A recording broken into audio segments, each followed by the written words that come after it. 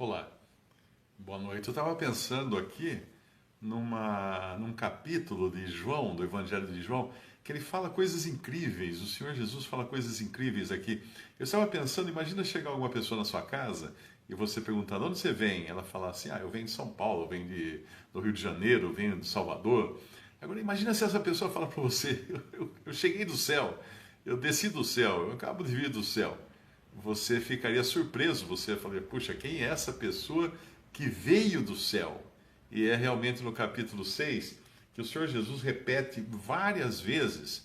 Ele fala, meu Pai vos dá o verdadeiro pão do céu, no versículo 32, e depois ele vai dizer, porque o pão de Deus é aquele que desce do céu e dá vida ao mundo. Olha que coisa incrível, que desce do céu. Você conhece alguém que desceu do céu? Eu conheço uma pessoa que desceu do céu, o próprio Senhor Jesus Cristo. E ele continua dizendo, fala assim, eu sou o pão da vida, aquele que vem a mim não terá fome e quem crê em mim nunca terá sede. E ele mais à frente fala, porque eu desci do céu. Eu desci do céu? Uau, o que é isso? Desci do céu. Onde estava esse ser antes? Estava no céu, porque é Deus. Quando ele conversa com Nicodemos, no capítulo 3 do mesmo Evangelho de João, ele diz para Nicodemos, ninguém subiu ao céu, a não ser o Filho do Homem, que está no céu.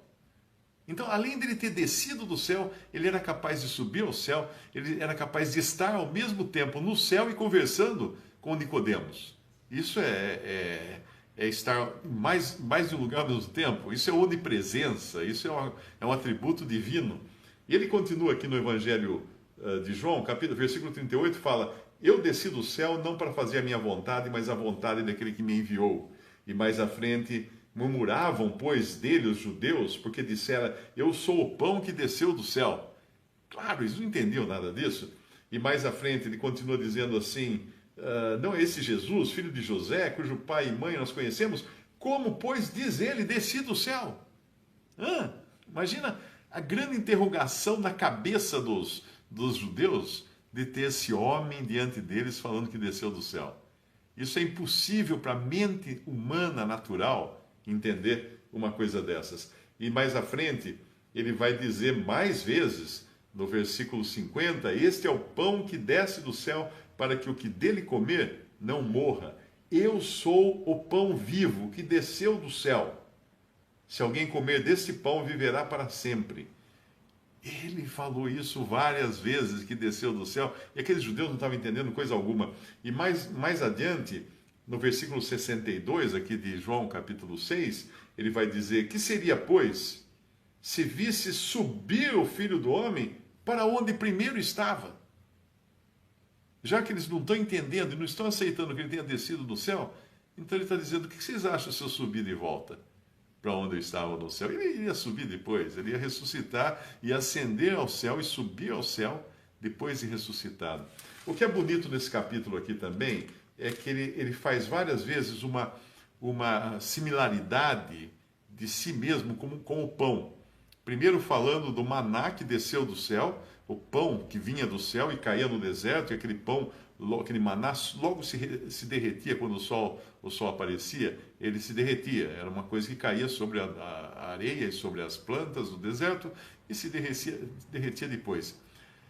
Ele se compara a pão, e eu estava pensando como é interessante isso, porque uma receita básica de pão, ela leva basicamente trigo, água, fermento e óleo. E depois tem que assar, tem que levar ao fogo. Muito bem. Tem um versículo que Jesus fala assim, se o grão de trigo caindo na terra não morrer, fica ele só, mas se morrer dá muito fruto. E ele efetivamente veio do céu para morrer. Ele foi o grão de trigo que caiu do céu. Mas ele é também o pão da vida. E para você fazer um pão, você tem que moer o trigo. E ele foi moído pelas nossas iniquidades, como fala Isaías 53, né? Isaías, que ele fala, ele foi moído pelas nossas iniquidades. Na cruz, ele foi efetivamente moído. Ele foi estraçalhado por nós, por amor de nós. Mas o trigo não é apenas moendo o trigo. E para moer trigo, normalmente usava-se aquelas pedras onde elas raspavam uma na outra, ia moendo os grãos até se tornar uma farinha bem fina. Mas não é só isso, você tem que misturar esse trigo com água. Misturar esse trigo com água. E pense no que houve de água nessa morte de Cristo na cruz, porque quando ela é mencionada profeticamente, ele fala: as ondas e as vagas passaram sobre mim. Isso lá nos Salmos. As ondas e as vagas passaram sobre mim.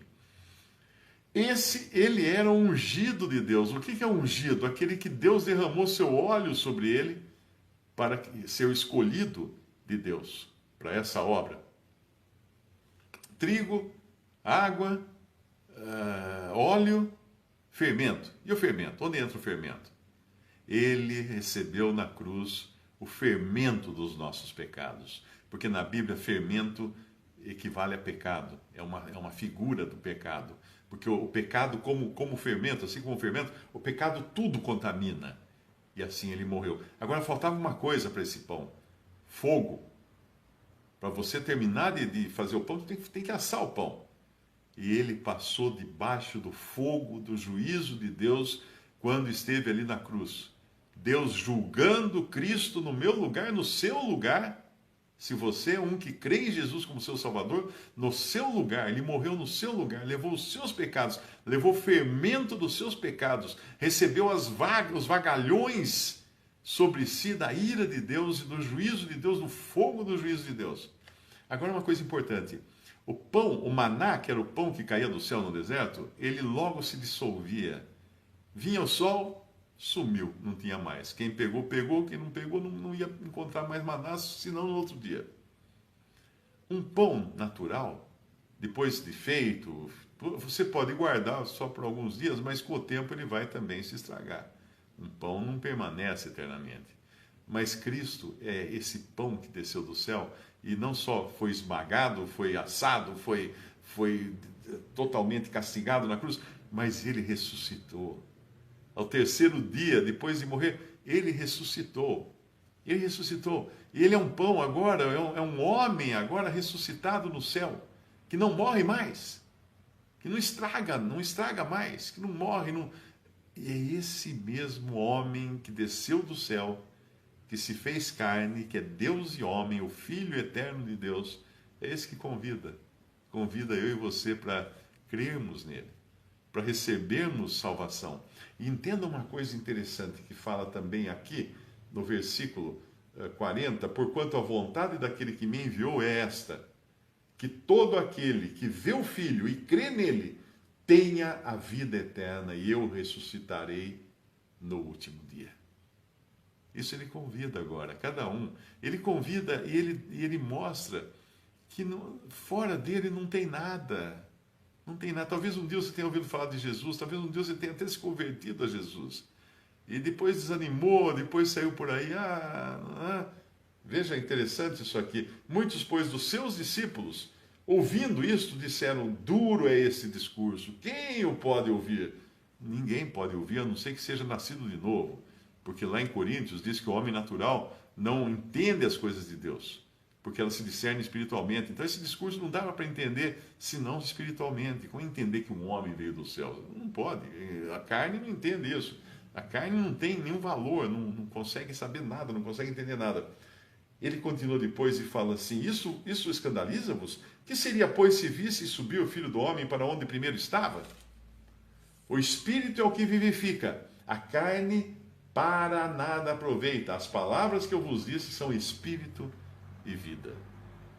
E depois ele diz: mas há alguns de vós que não creem, porque ele bem sabia Jesus, desde o princípio, quem eram os que não criam e quem era o que o havia de entregar.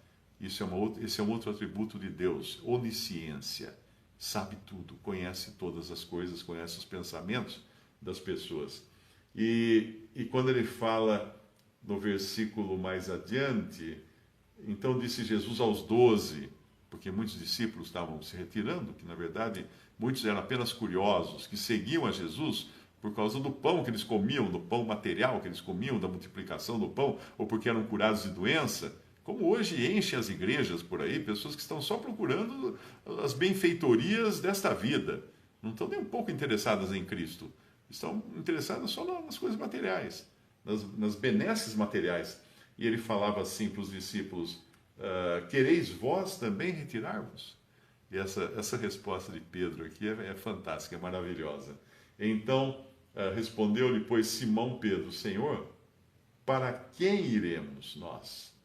Tu tens as palavras da vida eterna, e nós temos crido e conhecido que tu és o Cristo, o Filho de Deus.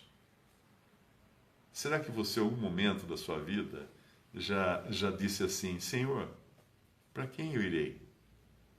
Tu tens as palavras de vida eterna. E eu tenho conhecido que tu és o Cristo de Deus. Será que você um dia disse isso? Será que você está procurando outra coisa para satisfazer você nessa vida, nesse mundo, de costas para Jesus? Não vai encontrar, não vai encontrar nada, de jeito nenhum, porque Ele é aquele que quer salvar você eternamente. E fora dele não tem salvação, fora dele não tem nada que permaneça. Tudo fora dele é passageiro, é efêmero. Eu espero que você realmente conheça esse Jesus que desceu do céu e creia nele se ainda não creu, e se já creu, se apegue a ele. Uma das coisas que você conhece uma pessoa realmente convertida é que ela quer andar com Jesus. Ela quer estar sempre com Jesus. Quando aqueles discípulos no caminho de Emaús, o Senhor abre as escrituras para ele, depois de ressuscitado, eles não estavam reconhecendo quem era Jesus, o Senhor abre as escrituras para eles, eles ficam maravilhados, eles falam, não nos aquecia o coração quando ele abria as escrituras para nós, e depois no momento ele fala assim, o Senhor faz de conta que vai passar adiante, que vai embora, ele fala assim, Senhor, fica conosco, já é tarde. Esse é o desejo de uma pessoa realmente convertida a Cristo. Fica conosco, fica comigo, Senhor. Não quer ter outra companhia, senão a companhia desse Senhor, que é maravilhoso. Uma boa noite de sábado para você. Espero que possa voltar aqui uma outra hora também para meditar em algum capítulo, algum versículo da Bíblia. Grande abraço. Deus abençoe.